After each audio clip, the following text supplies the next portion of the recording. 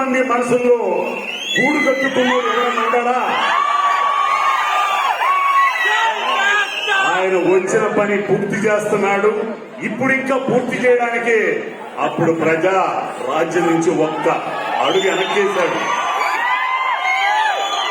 ఆ కార్యాన్ని ఫుల్ఫిల్ చేయడానికి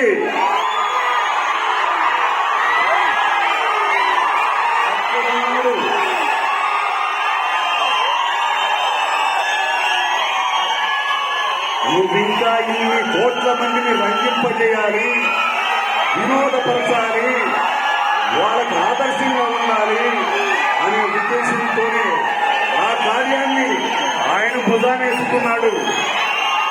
ఎంత కష్టపడ్డాడో, ఎంత శ్రమతో వచ్చాడో. ఎవరి కోసం వచ్చాడు? మన కోసం. అయితే ఒక్క నిమిషం, ఒక్క నిమిషం రా బాబు, ఒక్క నిమిషం.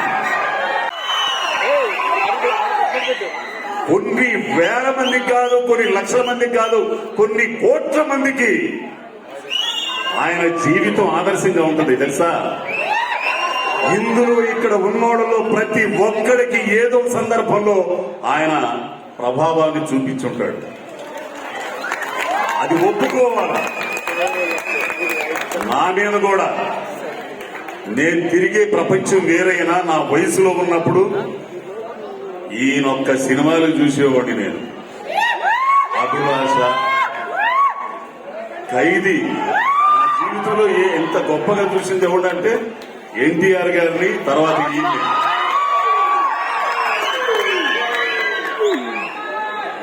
అయితే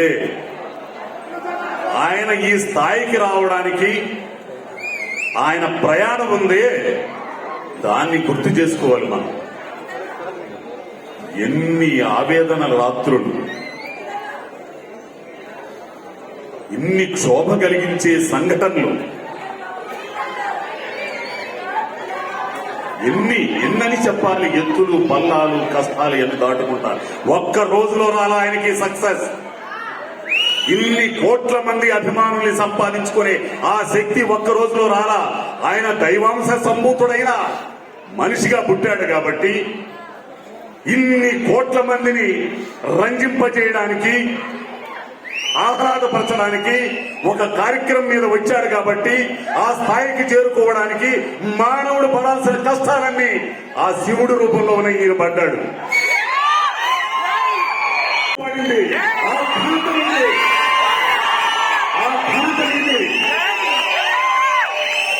అంత ఘనత కూర్చడానికి, ఆ శక్తి రావడానికి మీకు మూలం ఈ మనిషి.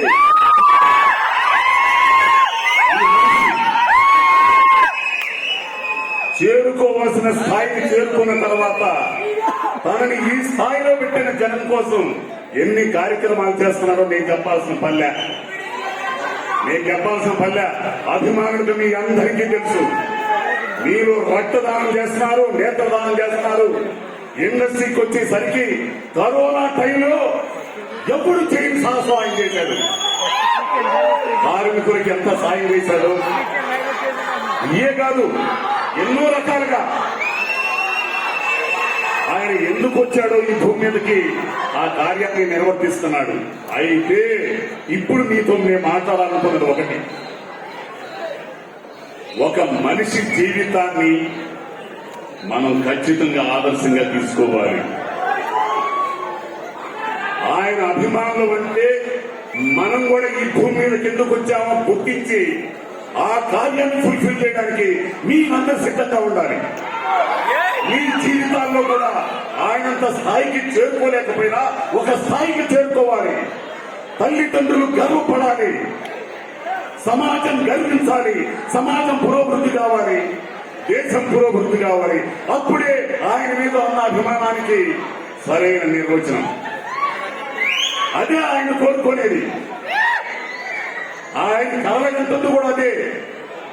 నా అభిమానులంటే చిరంజీవి అని కొనిదెల శివశంకర ప్రసాద్ అనే వ్యక్తి కోరుకునేది, ఆయన అభిమానించే అభిమానులుగా కోరుకునేది మీరు కూడా ఆ స్థాయికి చేరాలని.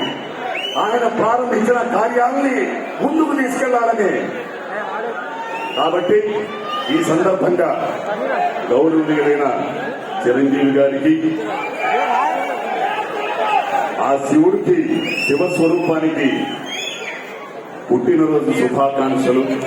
మీ అందరికీ కూడా శుభాకాంక్షలు. నేను ముందు చెప్పినట్టు ఆయుష్మాన్ భవ,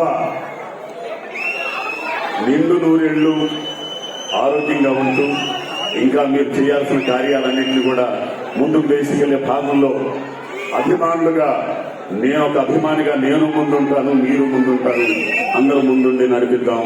ధన్యవాదాలు అందరికీ. థ్యాంక్ యూ అజయ్ గారు. Thank you.